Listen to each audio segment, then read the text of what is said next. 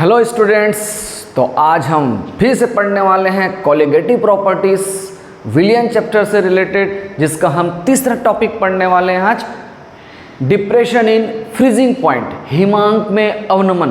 पिछले वीडियो में मैंने डिस्कस किया था topic elevation in boiling point, क्वथनांक में उन्नयन। आज हम तीसरा टॉपिक पढ़ रहे हैं कोलिगेटिव प्रॉपर्टी अणुसंख्यक गुण से हिमांक में अवनमन, या जिसे हम डिप्रेशन इन फ्रीजिंग पॉइंट कहते हैं। चलिए शुरुआत करते हैं हम अपने इस टॉपिक का। तो सबसे पहले बात करते हैं यार, ये हिमांक क्या होता है, फ्रीजिंग पॉइंट क्या होता है। सभी समझ जानते हैं कि पानी का फ्रीजिंग पॉइंट हिमांक कितना होता है, 0 डिग्री सेंटीग्रेड। 0 डिग्री सेंटीग्रेड पानी का अगर फ्रीजिंग पॉइंट है, का मतलब क्या हुआ कि पानी 0 डिग्री सेंटीग्रेड पर अगर उसको रख दें तो वो बर्फ़ में चेंज हो जाएगा। कहने का मतलब ये है वो लिक्विड से सॉलिड में चेंज हो जाएगा। कितने डिग्री पर हुआ ये, 0 डिग्री सेंटीग्रेड पर। तो 0 डिग्री सेंटीग्रेड उसका क्या कहलाएगा, फ्रीजिंग पॉइंट कहलाएगा। सेम उसी तरीके से किसी भी लिक्विड का फ्रीजिंग पॉइंट क्या होना चाहिए, फिर किसी भी लिक्विड का फ्रीजिंग पॉइंट वो होना चाहिए जिस टेम्परेचर पर वो फ्रीज हो जाता है। दैट मीन्स लिक्विड से सॉलिड फॉर्म में चेंज हो जाता है। और अगर स्टैंडर्ड डेफिनेशन की बात करें तो क्या हो जाएगा स्टैंडर्ड डेफिनेशन, ऐसा टेम्परेचर जिस पर लिक्विड, किसी भी लिक्विड का जो स्टेट है लिक्विड और सॉलिड, वो दोनों का एटमॉस्फेरिक प्रेशर कैसा हो जाए, सेम हो जाए। क्लियर। तो जिस ताप पर द्रव और ठोस का वाष्प दाब, सॉरी मैंने एटमॉस्फेरिक प्रेशर कह दिया था पहले, वाष्प दाब, वेपर प्रेशर आपस में बराबर हो जाए, उसे अपन क्या कहेंगे, हिमांक कहते हैं। क्लियर। बट आज का टॉपिक हिमांक नहीं है, टॉपिक है डिप्रेशन इन फ्रीजिंग पॉइंट, हिमांक में कमी।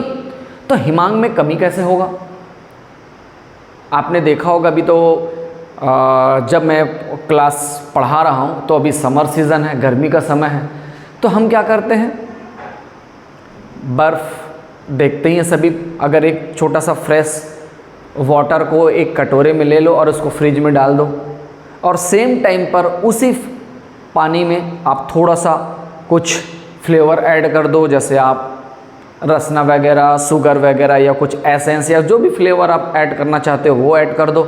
सेम टाइम पे दोनों कटोरी को फ्रिज में डाल दो और सेम टाइम पे बाद में उसको रिमूव कर लो। तो आप क्या ऑब्जर्व करोगे, आप देखेंगे कि जो फ्रेश वाटर है वो जल्दी जम गया है। किसके कंपैरिजन, जिस वाटर में आपने कोई दूसरा चीज़, एडिशनल चीज़ ऐड किया था। सोचा ऐसा क्यों, डिप्रेशन इन फ्रीजिंग पॉइंट के कारण, हिमांक में अवनमन के कारण।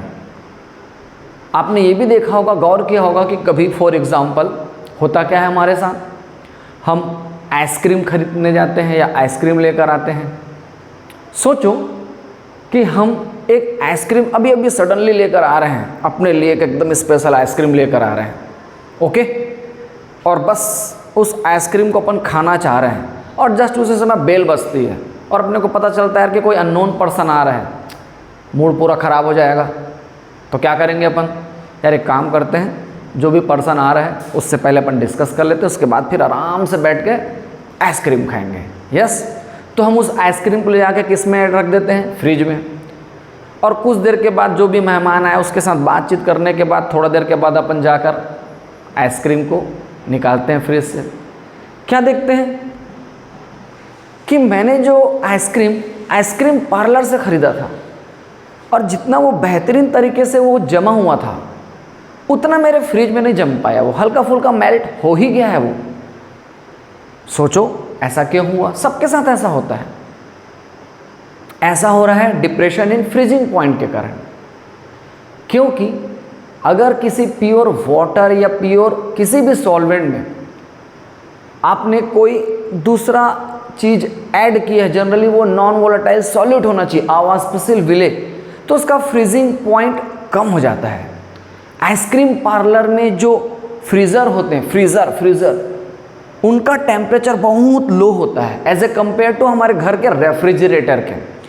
तो उस आइसक्रीम को जमने के लिए बहुत कम टेम्परेचर की ज़रूरत होती है।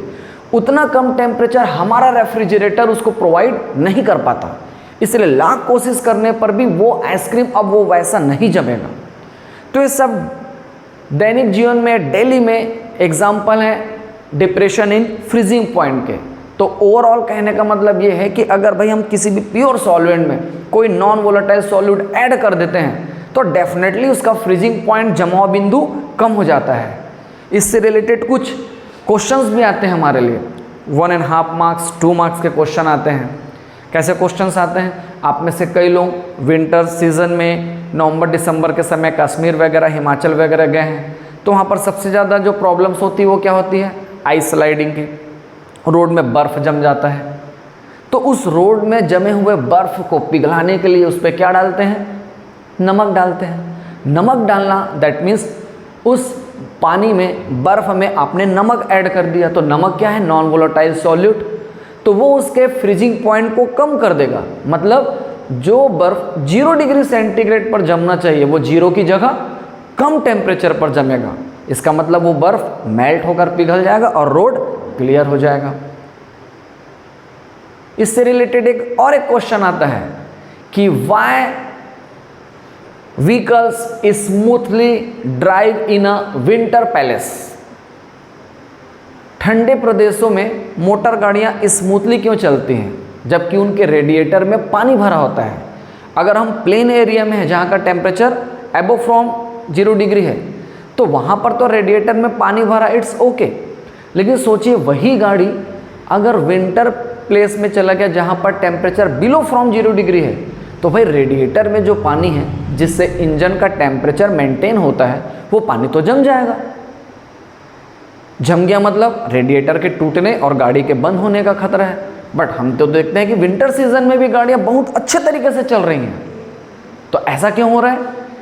क्योंकि उस विंटर प्लेस में, उस रेडिएटर में जब हम पानी भरते हैं तो उस पानी के साथ हम एक नॉन वोलेटाइल सॉल्यूट भी ऐड करते हैं, generally ethene glycol. Ethene glycol CH2OH ethene glycol use किया जाता है। Ethene glycol non volatile solute है जो उस वाटर में हम रेडिएटर में डाल देते हैं। जितना टेम्परेचर कम होता जाएगा उतना इथीन ग्लाइकॉल को हम ज़्यादा ऐड कर सकते हैं, जिससे रेडिएटर का पानी जमेगा नहीं, क्योंकि डिप्रेशन इन फ्रीजिंग पॉइंट हो जाएगा, हिमांक में अवनमन हो जाएगा। नमक नहीं डालना। क्यों नहीं डालेंगे नमक? क्योंकि नमक एक इलेक्ट्रोलाइट है, इंजन में जम जाएगा, कोरोजन हो जाएगा, जंग लग जाएगा और इंजन की जो ड्यूरेबिलिटी है वो घट जाएगी, इसलिए नमक नहीं डालना है। ओके, तो चलिए हम आगे डिस्कस करते हैं कि डिप्रेशन इन फ्रीजिंग पॉइंट और उससे रिलेटेड किसी आवासपशील विलेय का अणुभार, नॉन वोलेटाइल सॉल्यूट का मोलर मास MB कैसे कैलकुलेट करेंगे। ओके, तो बात करते हैं डिप्रेशन इन फ्रीजिंग पॉइंट। जैसे मैंने आपको कहा कि हमारे पास मान लो कोई प्योर सॉल्वेंट है, भाई पानी है। पानी को अगर 0 डिग्री सेंटीग्रेड पर अपन ठंडा करें तो पानी बर्फ़ में चेंज हो जाएगा। पानी मतलब वाटर, बर्फ़ मतलब आइस, अरे राइट। तो ये वाटर किस में कन्वर्ट हो गया? आइस में। कितने डिग्री पर? 0 डिग्री सेंटीग्रेड पर। तो 0 डिग्री सेंटीग्रेड वाटर का क्या है? Freezing point. अभी हमने डिस्कस किया है। ओके, अब हम एक एक्सपेरिमेंट करते हैं कि इस वाटर में हम सॉल्ट ऐड कर देते हैं। तो वाटर में सॉल्ट ऐड करोगे तो बिकम क्या बन जाएगा? सॉल्यूशन बन जाएगा। तो जो पानी पहले 0 डिग्री सेंटीग्रेड पर जम रहा था, क्या वो अब 0 डिग्री पर जमेगा? अब उसको जमने के लिए थोड़ा कम टेम्परेचर चाहिए। मान लेते हैं कि उसे -5 डिग्री सेंटीग्रेड टेम्परेचर चाहिए अब जमने के लिए। क्लियर? तो आप देख सकते हैं कि वाटर में मैंने जैसे ही सॉल्ट ऐड किया तो उस वाटर का फ्रीजिंग पॉइंट कम हो गया। इसी कमी को हम क्या कहते हैं? डिप्रेशन इन फ्रीजिंग पॉइंट कहते हैं। हिमांक में अवनमन कहते हैं। अभी हमसे पूछे कि यार यहाँ पर फ्रीजिंग पॉइंट कितना कम हो गया, तो कितना कम हो गया? -5 डिग्री कम हो गया, ऐसे थोड़ी बोलेंगे हम, क्या बोलेंगे? 5 डिग्री कम हो गया। कम मतलब माइनस तो हो ही गया। 5 डिग्री सेंटीग्रेड यहाँ पर टेम्परेचर क्या हो गया? कम हो गया। क्यों हुआ 5 डिग्री सेंटीग्रेड कम? क्योंकि वाटर में हमने नॉन वोलेटाइल सॉल्यूट ऐड किया। क्लियर? तो 0 डिग्री सेंटीग्रेड क्या था? प्योर वाटर या प्योर सॉल्वेंट का फ्रीजिंग पॉइंट। एज्यूम कर लो, इसको आप T0F कह सकते हो, freezing point of pure solvent, और इसे ले लो TF, freezing point of solution. तो टेम्परेचर कितना कम हुआ? 5 डिग्री कम हुआ। किसमें किसको घटाने से मिला भाई? -5 में 0 को घटाए कि 0 से -5 में घटाए? 0 से -5 को घटाना पड़ेगा, तब तो होगा 0 0 + 5, तो ओवरऑल कितना डिग्री? 5 डिग्री फ्रीजिंग पॉइंट कम हो गया। तो कहने का मतलब ये जो 5 डिग्री है, यही क्या है हमारा? डिप्रेशन इन फ्रीजिंग पॉइंट है, हिमांक में अवनमन है। तो हिमांक में अवनमन को हम जनरली किससे एक्सप्रेस करते हैं? ΔF। और यहाँ पर हमने किससे किसको माइनस किया? 0 से -5। 0 किसका है? प्योर सॉल्वेंट का हिमांक, दैट मीन्स T0F। और 5 डिग्री -5 किसका है फ्रीजिंग पॉइंट? सॉल्यूशन का, तो TF। तो इस तरीके से हिमांक में अवनमन, डिप्रेशन इन फ्रीजिंग पॉइंट अपन बता सकते हैं। तो डिप्रेशन इन फ्रीजिंग पॉइंट क्या है? किसका डिफरेंस है? Difference between freezing point of pure solvent and freezing point of solution containing non volatile solute. तो इस तरीके से हम हिमांक में अवनमन बता सकते हैं। जैसे मैंने पहले भी कहा था कि अगर छोटा सा 2 नंबर या 1 नंबर का क्वेश्चन आता है, what is the freezing depression in freezing point, हिमांक में अवनमन क्या है? तो कुछ नहीं, बस it is a difference between freezing point of pure solvent and freezing point of solution. Okay, ठीक। लेकिन अगर यहां से हमको क्वेश्चन आता है, how to determine MB, molar mass from the depression in freezing point, किसी नॉन वोलेटाइल सॉल्यूट का अवाष्पशील विलय का मोलर मास कैसे कैलकुलेट करेंगे? चलो ये देखते हैं मोलर मास कैसे कैलकुलेट करेंगे। ओके, हाँ, ओके। जिन बच्चों ने एलिवेशन इन बॉइलिंग पॉइंट पढ़ा होगा उनके लिए अब ये इजी है। देखिए मेरी पिछली वीडियो को एक बार। ओके, हमने वाटर में सॉल्ट ऐड किया, डिप्रेशन हो गया। अब उसी वाटर में और अगर सॉल्ट ऐड कर दें तो क्या लगता है? फ्रीजिंग पॉइंट और कम हो जाएगा। कंसीडर कर लेते हैं -10 डिग्री।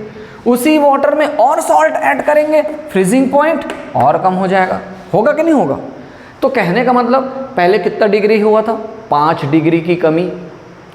फिर अगर इसको लिए तो 10 डिग्री की कमी, अगर इसको लिए तो 20 डिग्री की कमी। कमी मतलब डिप्रेशन इन फ्रीजिंग पॉइंट। तो depression in freezing point constantly बढ़ते जा रहा है, हिमांक में कमी लगातार बढ़ते जा रही है। पहले 5 डिग्री पर जब -5 पर जम रहा था, -15, -10 जो भी है। ओके, तो कहने का मतलब डिप्रेशन इन फ्रीजिंग पॉइंट क्यों बढ़ रहा है? क्योंकि हम वाटर में सॉल्ट लगातार ऐड करते जा रहे हैं। वाटर क्या है? सॉल्वेंट। सॉल्ट क्या है? सॉल्यूट। सॉल्वेंट में जितना ज़्यादा सॉल्यूट ऐड करते जाएंगे, depression in freezing point constantly बढ़ता जाएगा। तो कहने का मतलब डिप्रेशन इन फ्रीजिंग पॉइंट किसके प्रोपोर्शनल होना चाहिए? सॉल्वेंट में मिलाए गए सॉल्यूट पर। और याद कीजिए हमने बात किया था कि सॉल्वेंट और सॉल्यूट वाला जहाँ पर केस आएगा वहाँ पर हम कंसंट्रेशन का कौन सा टर्म यूज़ करेंगे? Molality, मोललता।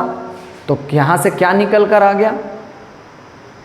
Depression in freezing point is directly proportional to molality. बिल्कुल सेम ऐसा ही एलिवेशन इन बॉइलिंग पॉइंट में भी हुआ था। ओके, तो यहाँ से हम MB कैलकुलेट करना सीखते हैं अब।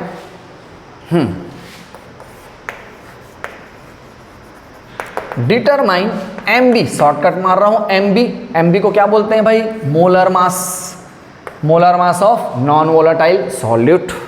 सो हमने पहले यहां पर प्रूफ कर दिया कि we know that del TF proportional to molality small m से एक्सप्रेस करते हैं।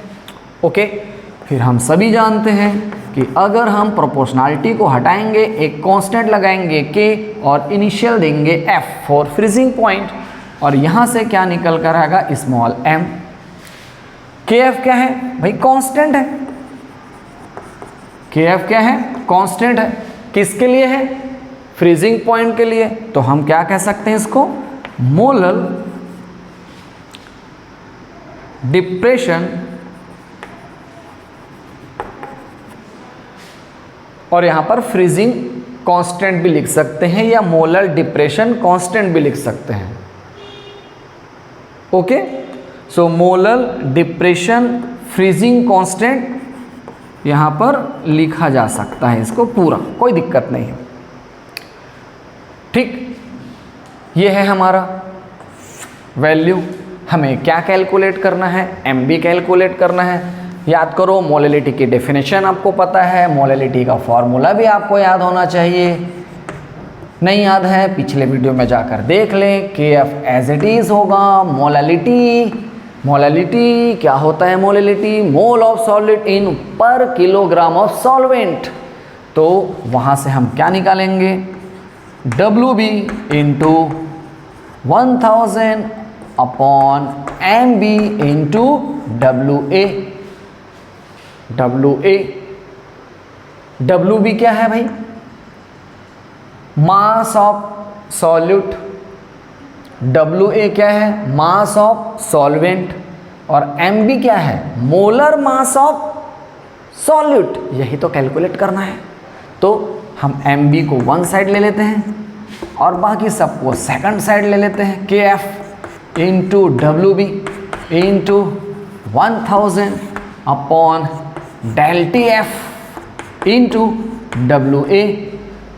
इस फॉर्मूले के थ्रू हम न्यूमेरिकल सॉल्व करेंगे, और जैसे मैंने पहले भी कहा है कि हम अपना पूरा न्यूमेरिकल एक सेपरेट वीडियो में अलग से एक्सप्लेन करेंगे। अभी ओनली थ्योरिकल पोर्शन। ओके, सो KF क्या है ये तो हमको पता चल गया, मोलर फ्रीजिंग कांस्टेंट या मोलर डिप्रेशन फ्रीजिंग कांस्टेंट, जो बोलना चाहो। WB क्या है यहाँ पर? WB क्या है जल्दी बताइए? Mass of solvent, solute. WA क्या है? से मास ऑफ सॉल्वेंट। हाँ, MB वही तो फाइंड आउट करना है, मोलर मास ऑफ सॉलिड। तो इस फॉर्मूले से हम MB कैलकुलेट कर सकते हैं। अगर 3 मार्क्स पे क्वेश्चन आ रहा है, how to determine molar mass through depression in freezing point, हिमांक में अवनमन की सहायता से किसी अवाष्प विलय का अणुभार कैसे ज्ञात करेंगे? कंप्लीट। एक सेपरेट क्वेश्चन और भी आ सकता है बोर्ड्स में, मैंने कई बार देखा है कि बोर्ड्स में एक सेपरेट क्वेश्चन आ रहा है, how to explain depression in freezing point with the help of graph. Graph की सहायता से हिमांक में अवनमन को कैसे समझाएंगे? कुछ नहीं करना है आपको, बस यहाँ तक लिखना है, डेफिनेशन देनी है किसकी? हिमांक में अवनमन की, वही डिफरेंस बिटवीन, और उसके बाद एक ग्राफ बनाएंगे। कैसा रहेगा ग्राफ? आइए देखिए तो ग्राफ कैसे बनेगा। ओके, ग्राफ बना देते हैं। चलिए एक ग्राफ बनाते हैं। तो याद कीजिए, जब हमने एलिवेशन इन बॉइलिंग पॉइंट के लिए ग्राफ बनाया था तो ग्राफ किसके वर्सेस होता था? Vapour pressure versus temperature, vapour pressure versus temperature. वाष्प दाब और ताप के बीच में दोनों एक दूसरे के प्रोपोर्शनल होते हैं। एक ग्राफ प्लॉटेड करेंगे, वेपर प्रेशर वर्सेस टेम्परेचर। चलिए ओके, स्टार्ट करते हैं एक ग्राफ। ओके,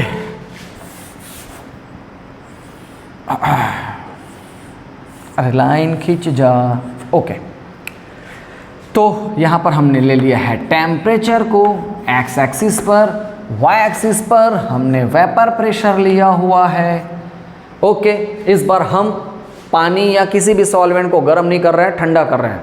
तो ठंडा कर रहे हैं मतलब वेपर प्रेशर कम होगा एज वेल एज टेम्परेचर कम।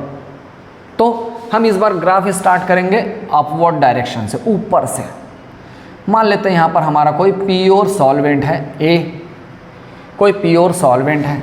अब हमने उसको ठंडा करना चालू किया, ठंडा कर रहे हैं तो टेम्परेचर भी कम होगा और वेपर प्रेशर भी। तो देखो स्लोप कैसे आ रहा है, नीचे नीचे, down down down down down. मान लेते हैं, कंसीडर कर लेते हैं यहाँ पर बी पॉइंट है। ये बी पॉइंट क्या है?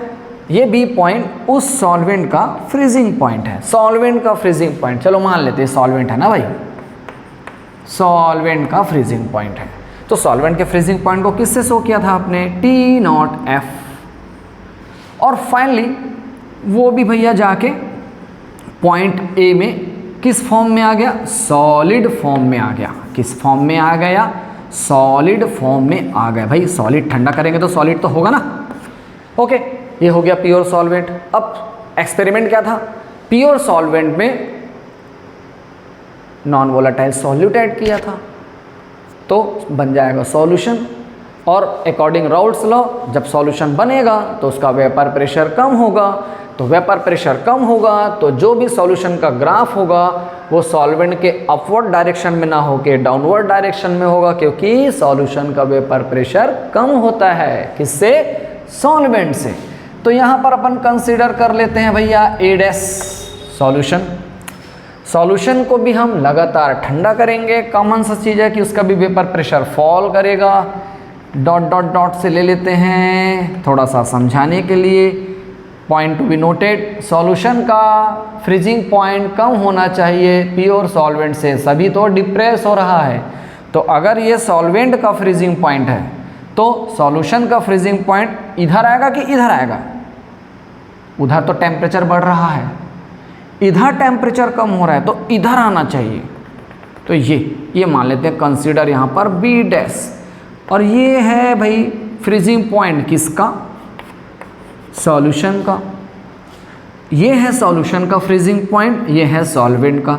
सॉल्वेंट का फ्रीजिंग पॉइंट ज़्यादा है, सॉल्यूशन का फ्रीजिंग पॉइंट कम है, तो दोनों के बीच का जो भी डिफरेंस आपको दिख रहा है वही होगा del TF, depression in freezing point, जिसको आपने पहले भी लिख रखा है T0F माइनस TF। ओके, अब ये इसका टेल कहाँ जाएगा? टेल कहाँ जाएगा? टेल जाके इसमें जाके जुड़ जाएगा। क्यों जुड़ा भाई? क्यों जुड़ा? सर जब एलिवेशन इन बॉइलिंग पॉइंट वाला ग्राफ पढ़े थे, याद होगा आपको, एलिवेशन इन बॉइलिंग पॉइंट का, तो ये टेम्प ऐसा चला गया था और ये ऐसा चला गया था। यहाँ पर C था और यहाँ पर C डैश था। क्या दोनों के टेल्स एक दूसरे के साथ ज्वाइंट हुए थे? नहीं। लेकिन यहाँ पर दोनों के टेल्स एक दूसरे के ज्वाइंट क्यों हो गए? क्यों हो गए भाई? क्यों हो गए? दो अलग अलग एलिमेंट्स हैं, दो अलग अलग एलिमेंट्स को हम कितने टेम्परेचर तक हीट सप्लाई कर सकते हैं? इन्फिनाइट। जितना गर्म करोगे उतना टेम्परेचर बढ़ते जाएगा। तो क्या दोनों के एक दूसरे के साथ इक्वल टेम्परेचर आने की पॉसिबिलिटी है क्या? नो, दोनों का अलग अलग टेम्परेचर हो सकता है, क्योंकि गर्म करने की कोई लिमिट है नहीं, ठंडा करना है अब। तो ठंडा करने की लिमिट है कि नहीं? एक लिक्विड को ठंडा कर रहे हैं, दूसरे लिक्विड को ठंडा कर रहे हैं, दोनों को ठंडा करते तक लिमिट है कि नहीं भाई ठंडा करने की? है कि नहीं? 11 क्लास में एब्सोल्यूट टेम्परेचर पढ़े कि नहीं पढ़े हैं? 0 केल्विन टेम्परेचर -273.15 केल्विन पढ़े कि नहीं पढ़े हैं? पढ़े हैं, सेंटीग्रेड सॉरी। तो कहने का मतलब किसी को ठंडा करने की एक लिमिटेशन है, 0 केल्विन या -0 केल्विन, 0 केल्विन या फिर हम -273.15 डिग्री सेंटीग्रेड ही, डिग्री सेंटीग्रेड ही उसको क्या कर सकते हैं? ठंडा कर सकते हैं। उससे ज़्यादा ठंडा करने की कैपेसिटी हमारे अंदर अभी फिलहाल नहीं है। तो एक समय के बाद तो फाइनली दोनों के दोनों जाके उसका टेल तो जुड़ ही जाएगा ना, इसलिए यहाँ पर टेल दोनों के जुड़ गए हैं। ओके, तो ये है आपका ग्राफ किससे रिलेटेड? हिमांक में अवनमन, डिप्रेशन इन फ्रीजिंग पॉइंट से। अगर आपको पूछता है कि how to explain with the help of graph, यहाँ तक लिखिए, डेफिनेशन लिखिए और बढ़िया फर्स्ट क्लास ये ग्राफ बनाइए। ओके, ठीक।